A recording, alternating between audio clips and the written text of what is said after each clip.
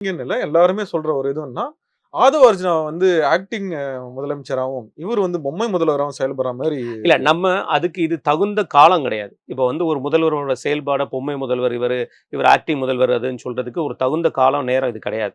இது ஏன் வந்து இந்த கேள்வி நம்ம எழுப்புறோம் அப்டின்னா, ஒரு பத்திரிக்கையாளரா நம்ம எழுப்ப வேண்டிய வேலை என்னன்னா, நீங்க ராஜினாமா கடிதம் குடுக்குறீங்க. அது உங்களுடைய தனிப்பட்ட விருப்பம். அத நாங்க ஒண்ணும் பேச முடியாது. ஆனா, அடுத்த செகண்ட் ஆதவ அர்ஜுனா அவர்கள போய் சந்திச்சு நீங்க வந்து கட்சியில இணையறேன்னு சொல்றீங்க. இங்க தலைவர் யாரு? ஆதவ அர்ஜுனா யாரு? சரி விடுங்க. பொதுச் செயலர்ன்னு ஒருத்தர் இருக்கார் இல்லையா? கட்சியில பொதுச் செயலர் தலைமையில இணையலாம். அல்லது வந்து தலைவர் தலைமையில இணையலாம்.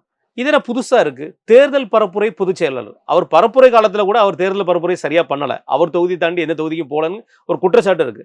அவர் தலைமையில இணையறீங்க அப்படின்னா, இங்க ஏதோ ஒரு கேள்விக்குறி வருது இல்லையா? அந்த கேள்விக்குறி என்ன? இதுக்கு வந்து குதிரை பேரம் சொல்லக்கூடிய ஒரு கேள்விக்குறி வருது.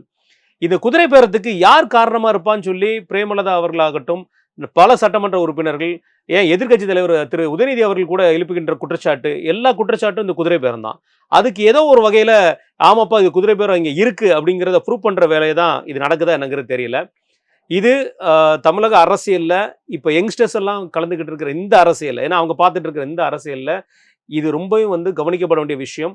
அவங்களுக்கு இது புரிஞ்சா இது புரியும். நம்ம கட்சி தலைவர் அடுத்த அறையில இருக்கிறார். பொதுச் செயலாளர் அடுத்த அறையில இருக்கார். நடுவுல இருக்கிற அறையில இருக்கிற ஒரு ஆதவ அர்ஜுனா அவர்களை சந்தித்து இந்த 3 எம்எல்ஏக்கள் சேர்ந்திருப்பது மிகவும் கவனத்துக்குரிய விஷயம். இது யார் கவனிக்கணும்னா, தாவேகா தலைவரும், தாவேகா தொண்டர்களும் தான் கவனிக்கப்பட வேண்டிய விஷயம் இருக்கு.